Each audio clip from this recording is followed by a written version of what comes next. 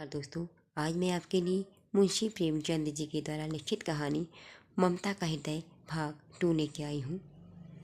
कहानी शुरू करने से पहले मैं आपसे एक छोटी सी रिक्वेस्ट करना चाहती हूँ। प्लीज़ मेरे चैनल को लाइक सब्सक्राइब कर दीजिएगा, साथ ही बेल आइकन भी दबा दीजिएगा।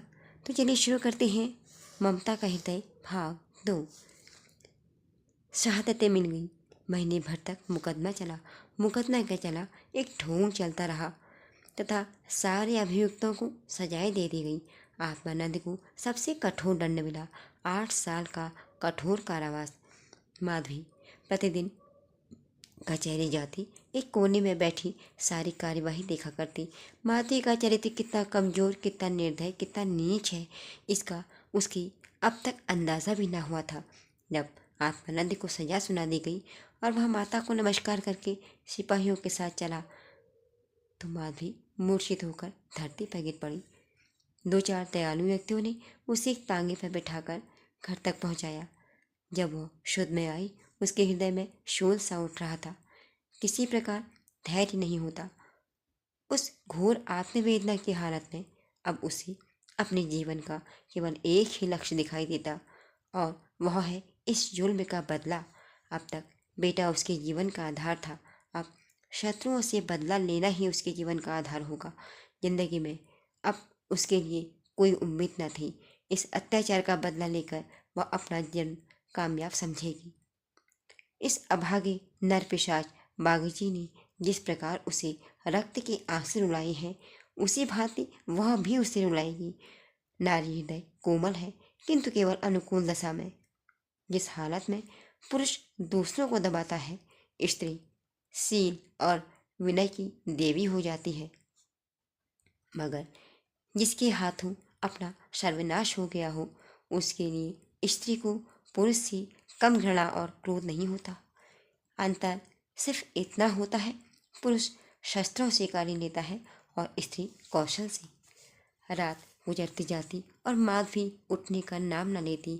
उसका दुख प्रतिकार के गुस्से में विलीन होता जा रहा था। यहाँ तक कि इसके अलावा उसे किसी और बात की याद ही नहीं थी। उसने सोचा, कैसे यह कार्य सिद्ध होगा। कभी घर से न निकली। वैधव्य के 22 वर्ष कट गए, लेकिन अब निकलूंगी, जबरदस्ती निकलूंगी। भिखारिन बनूंगी, टहलनी बनूंगी, झूठ बोलूंगी, सारे बुरे कर्म करूंगी। सत्कर्म के लिए दुनिया में कोई जगह ही नहीं। ईश्वर ने निराश होकर कदाचित उसकी तरफ से मुंह मोड़ लिया है। तभी तो यहाँ ऐसे अत्याचार होते हैं और पापियों को सजा भी नहीं मिलती। अब इन्हीं हाथों से उन्हें दंड दूंगी। शाम का समय था। लखनऊ की एक सजी हुई बंगले में दोस्तों की महफिल जमी हुई थी। गाना बजाना हो रहा था। एक ओर आतिशबाजियाँ रखी हुई थी और दूसरे कमरे में मेजों पर खाना सजा हुआ था। चारों ओर पुलिस के कर्मचारी नजर आ रहे थे। वह पुलिस के सुपरिटेंडेंट मिस्टर बागची का बगीचा है। कई रोज हुए उन्होंने एक मार्के का मुकदमा जीता। अफसरों ने प्रसन्न होकर उसकी तरक्की कर दी और उसी की खुशी में यह जश्न मनाया जा रहा था। यहाँ आए दिन ऐसे उत्सव होते रहते थे। मुफ्त की आतिशबाजी, फल और मेवी मिठाइयाँ आधे दामों पर बाजार से आ जाती और तुरंत दावत हो जाती। दूसरों के यहाँ 100 लगते, वहाँ इनका 10 में कार्य बन जाता।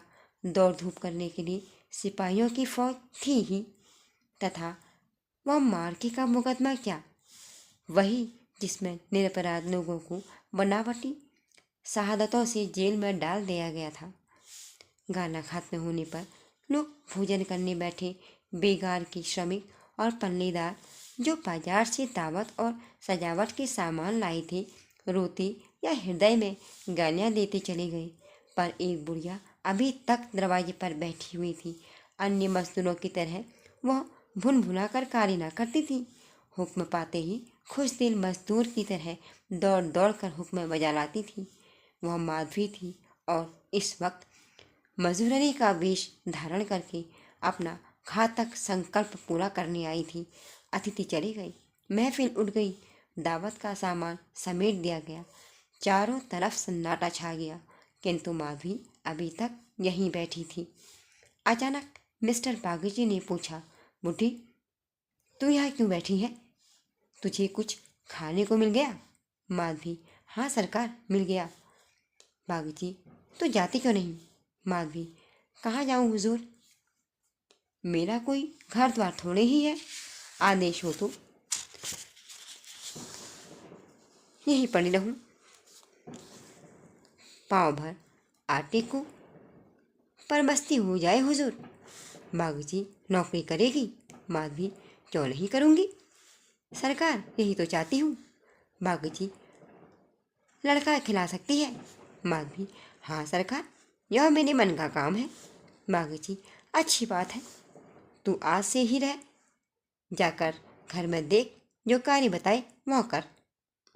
1 महीना बीत गया। माधवी इतना तन मन से काम करती कि सारा घर उसे प्रसन्न है। बहू जी का मिजाज बहुत ही चिड़चिड़ा है।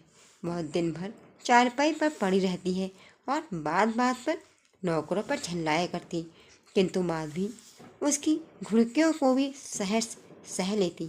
अब तक कठिनता से कोई 2.5-1 सप्ताह से ज़्यादा ठहरी थी।